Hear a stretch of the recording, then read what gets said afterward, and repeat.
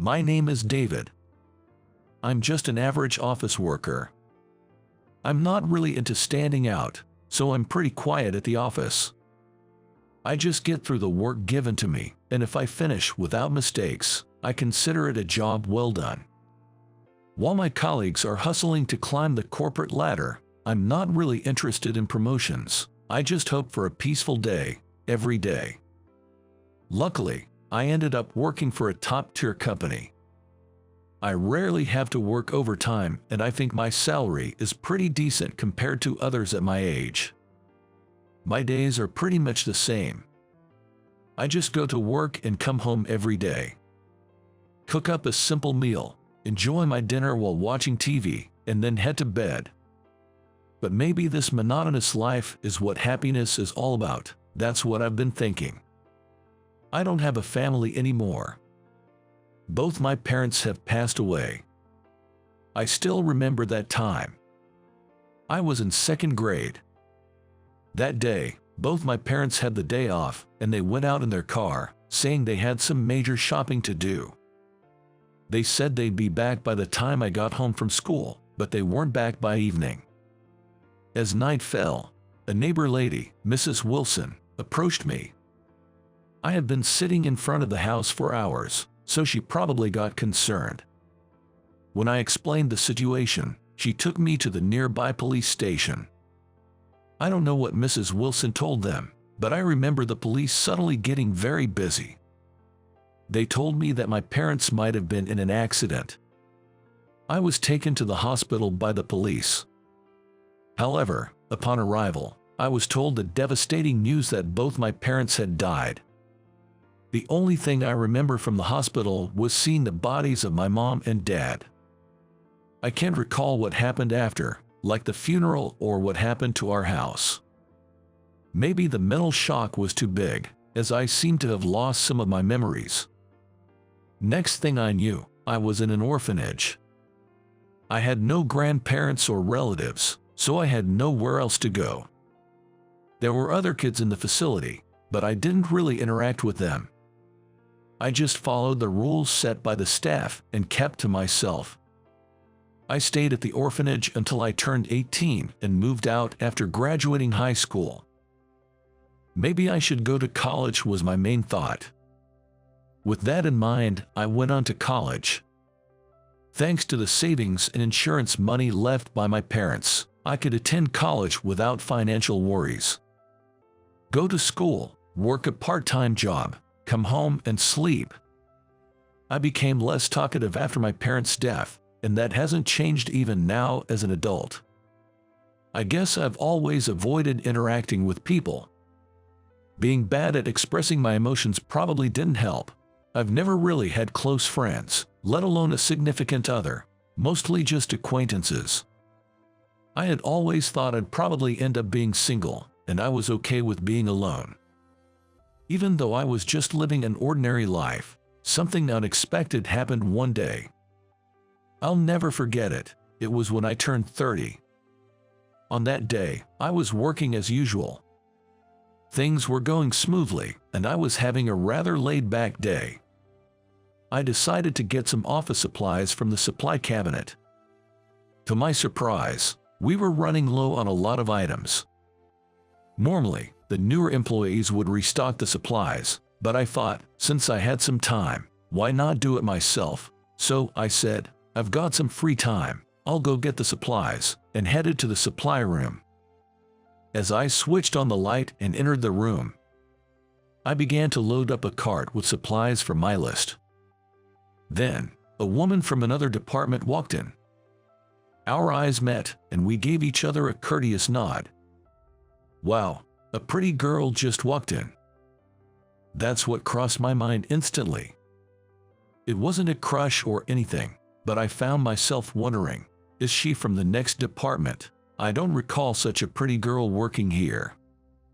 Taking a closer look, she had these cute beauty marks under her eyes, which made her already cool-looking eyes appear even more attractive. No, don't keep staring. It'd be so embarrassing if she caught me. I realized I'd been unintentionally staring and felt a rush of embarrassment.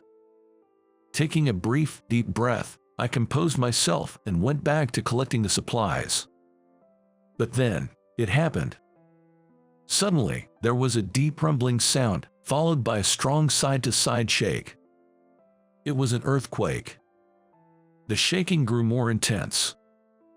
Being in the supply room, there was a high risk of things falling down.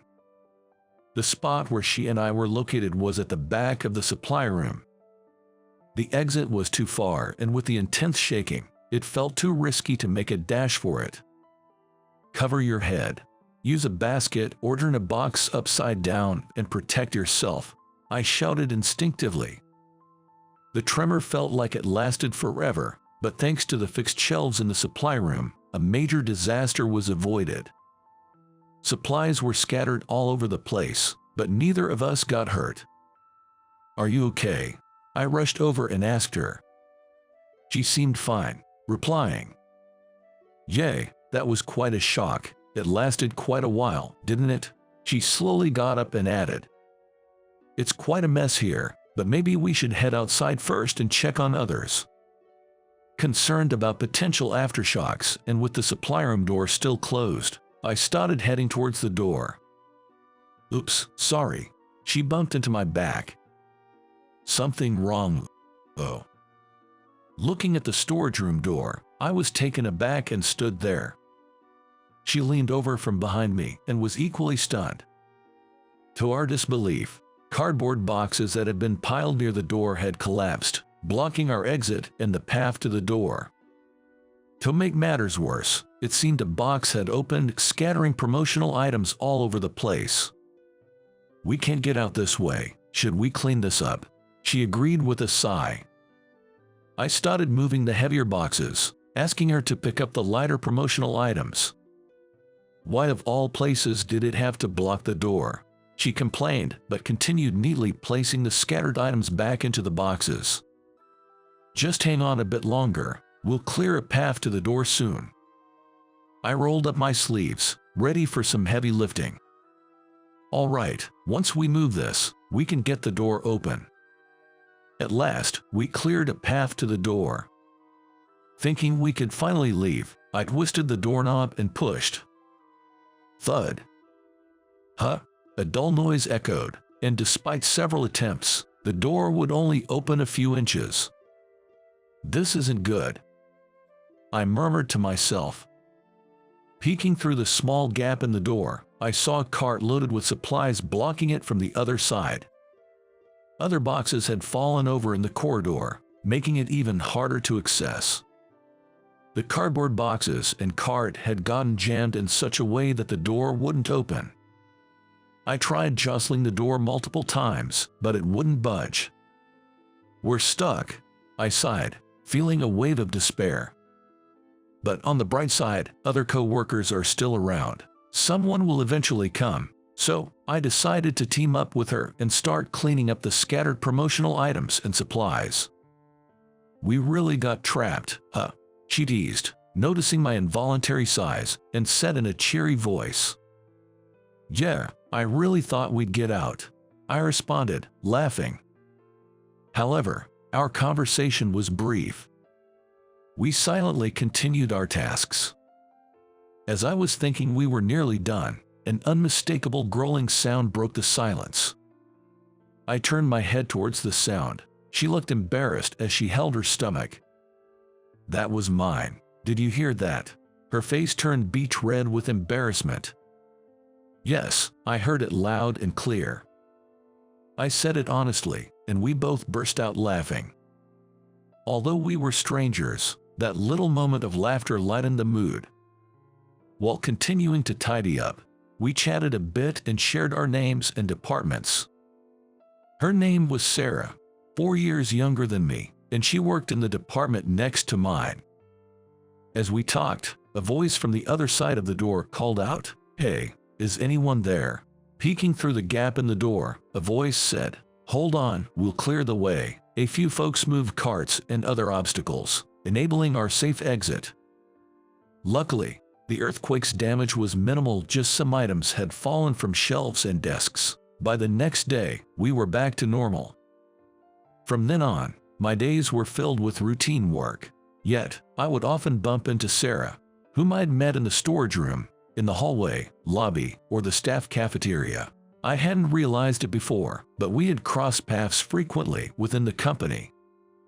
We began greeting each other whenever we met.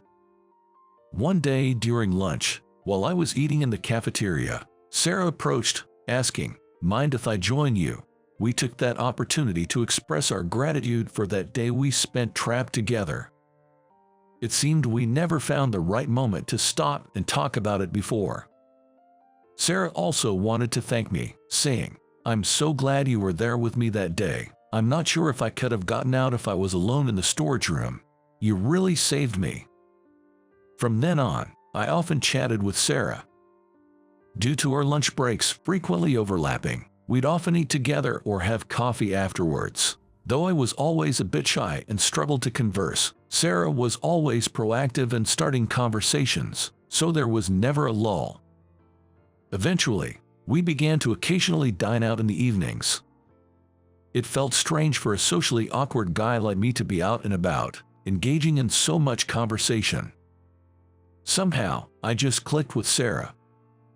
After one of our meals, Sarah opened up about her feelings for me.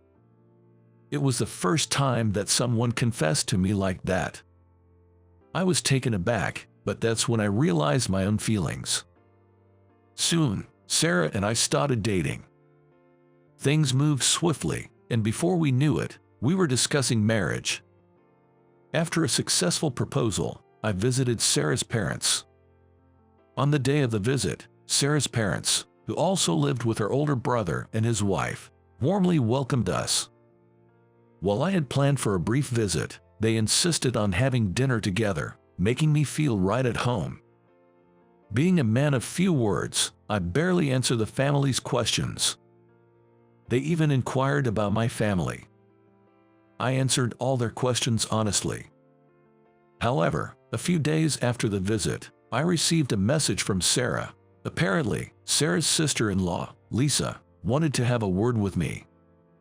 I wondered if they might be against our marriage, but that wasn't the case.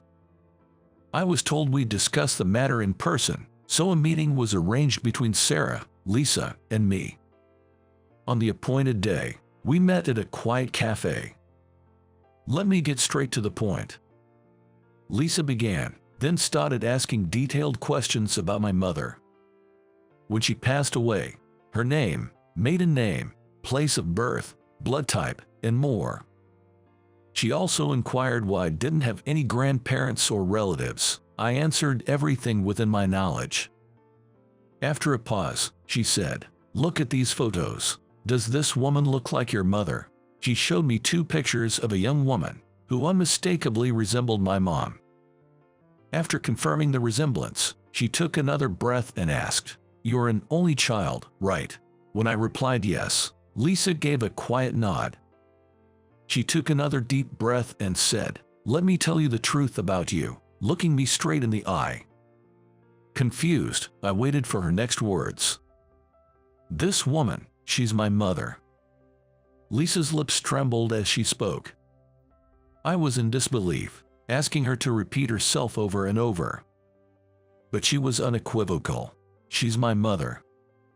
What does that mean? I tried to organize my thoughts as I listened to Lisa's story. Lisa had been told she was an orphan and was raised by her grandparents. One day, while cleaning up, she found a photograph. When she showed it to her grandmother, she hesitated at first but eventually admitted that the woman in the photo was Lisa's mother. She also explained why Lisa had been separated from her parents. To start with, Lisa had a brother 2 years her senior. Their mother became pregnant with him at 16. Both parents were the same age, meaning the father was also 16 at the time.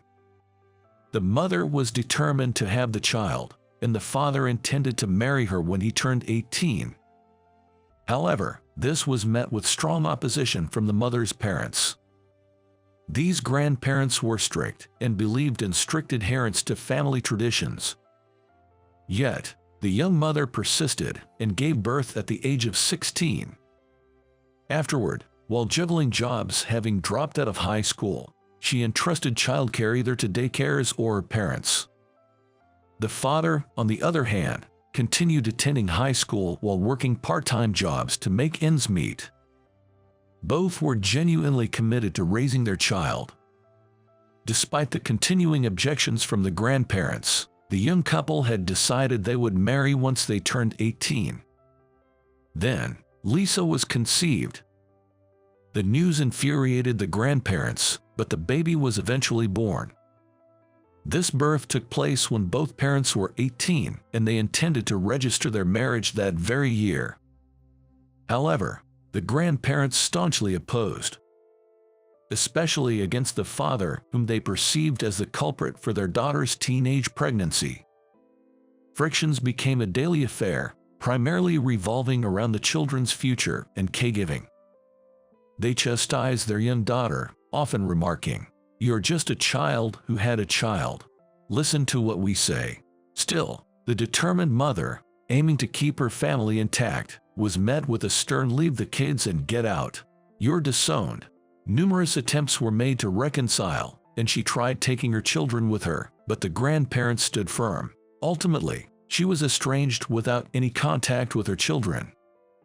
I was shocked to learn about the tumultuous past of my parents, and the fact that I had a sibling was a revelation to me. Incidentally, the grandfather has since passed away, and the grandmother, though still alive, is now in a nursing home. Lisa, without mentioning anything about me, had inquired again about her mother. Moreover, given that our grandmother's surname was quite unique, she was certain that they were blood-related. The week after hearing this story, I, along with Sarah and Lisa, visited our mother's childhood home. Presently, my elder brother's family is living in our grandmother's house, and it was the first time I was introduced to him. Following that, Lisa and I went to the nursing home where our grandmother resided. Although hesitant to meet her at first, we decided to have a conversation. Initially, our grandmother couldn't believe my existence and was taken aback, but noticing the resemblance I bore to my mother, she mentioned how much I looked like her. Our grandmother was unaware that my mother had married my father, and she certainly had no knowledge of the tragic car accident that took my mother's life. Hearing this, tears streamed down our grandmother's face. She deeply regretted disowning her daughter due to parental pride and expressed her desire to apologize if given a chance to meet her daughter again. The town where my mother and Lisa grew up was quite a distance from my current residence. Yet, little did I know, my sister lived so close by. That year was not just significant for meeting Sarah, but also for discovering and connecting with blood relatives like my siblings and grandmother. Fast forward a few years. "Daddy." "No, Dad's playing with me." "Daddy, Daddy." All right, let's all play together, okay?" I was surrounded by my children, unable to move. My kids really love their daddy. Oh, and don't get me started on me. I'm crazy about him too. Sarah teased as she too hugged me. "Come on, Sarah, not you too." Everyone giggles and clings to me. Now 38, I'm living a lively life with my 3 beloved sons and my cherished wife, Sarah. And we're soon expecting our 4th child. Since then, I've been in touch with my sister living nearby, and her 3 sons and my children play together as if they were siblings. Though my elder brother lives far away, we, along with my sister's family, visit him annually during the summer break without fail. Interestingly, my brother and I have similar facial features, and even more intriguing is how much my brother's children resemble younger me. When we look closely, all the children share striking similarities. We all look as if we were born from the same parents. We often jest. The bond of blood is indeed mysterious.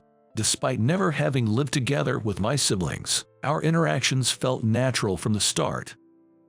Given how I was never adept at social interactions, me being able to interact well with my siblings surprises me. Having once believed I would live a life of solitude, never did I imagine that in just a few years, I would be surrounded by the warmth of a family. Life truly is unpredictable. I aim to cherish this unexpected happiness.